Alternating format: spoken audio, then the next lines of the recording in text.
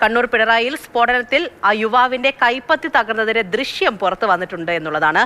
Reels ചിത്രീകരിക്കുന്നതിനിടെ സ്ഫോടക വസ്തു വിപിൻ രാജിന്റെ കയ്യിൽ വെച്ച് പൊട്ടിത്തെറിക്കുകയായിരുന്നു. ആ ദൃശ്യങ്ങൾ നോക്കാം.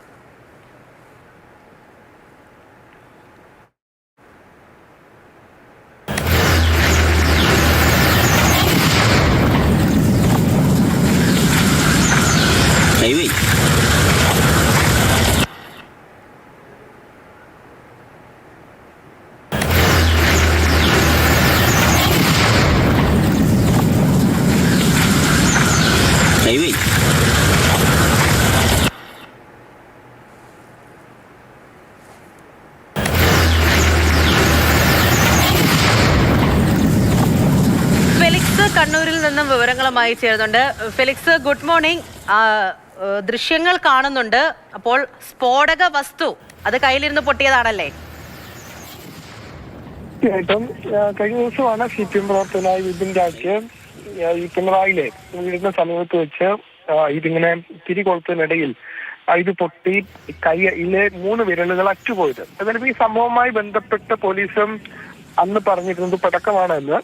ഏതായാലും ഇപ്പോൾ ഈ ദൃശ്യങ്ങളിൽ നിന്ന് വ്യക്തമാണ് ഇത് അനധികൃതമായി നിർമ്മിച്ച സ്ഫോടക വസ്തുവാണ്. അതായത് ഗുണ്ട് പോലെ ഉള്ള വസ്തുവാണ്. അതിന് തിരികൊളുത്തി അത് വലിച്ചെറിയുന്ന സമയത്ത് കയ്യിലിരുന്നത് പൊട്ടുകയാണ് ഉണ്ടായത്.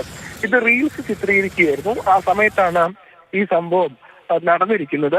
അതിന്റെ ദൃശ്യങ്ങളാണ് ഇപ്പോൾ പുറത്തു വന്നത്. നേരത്തെ ഇതിന്റെ ഫോട്ടോ ഒക്കെ തന്നെ പുറത്തു വന്നിരുന്നു. വിപിൻ രാജ് ഇതിന്റെ കയ്യിൽ ഈ സ്ഫോടക വസ്തു ഇരിക്കുന്ന ഫോട്ടോകളാണെന്ന് പുറത്തു വന്നത്. എന്നാൽ ഇപ്പോൾ ഇത് റീൽസ് ചിത്രീകരിക്കുന്നതിനിടയിലാണ് ഈ സംഭവം നടന്നിരിക്കുന്നത് എന്ന് വ്യക്തമായിട്ടുണ്ട്. അല്ലേ ഫെലിക്സ് പോലീസ് FIR-ൽ സൂചിപ്പിച്ചത്, CPM ഒക്കെ പ്രചരിപ്പിച്ചത്?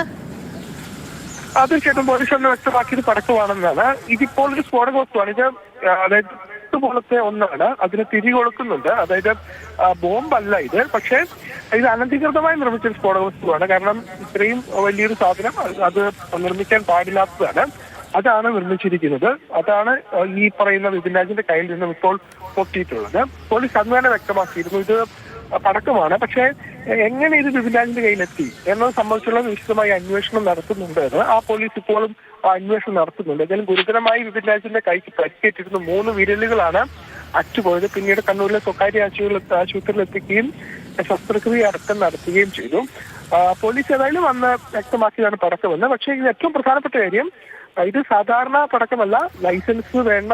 ഇത്തരം സാധനങ്ങൾ നിർമ്മിക്കണമെങ്കിൽ ലൈസൻസ് അടക്കം വേണ്ടതാണ്. ഏതായാലും അതാണ് ഇപ്പോൾ ഉപയോഗിച്ചിട്ടുള്ളത്. അത് സംബന്ധിച്ചുള്ള അന്വേഷണം പോലീസ് നടത്തി വരികയാണ്.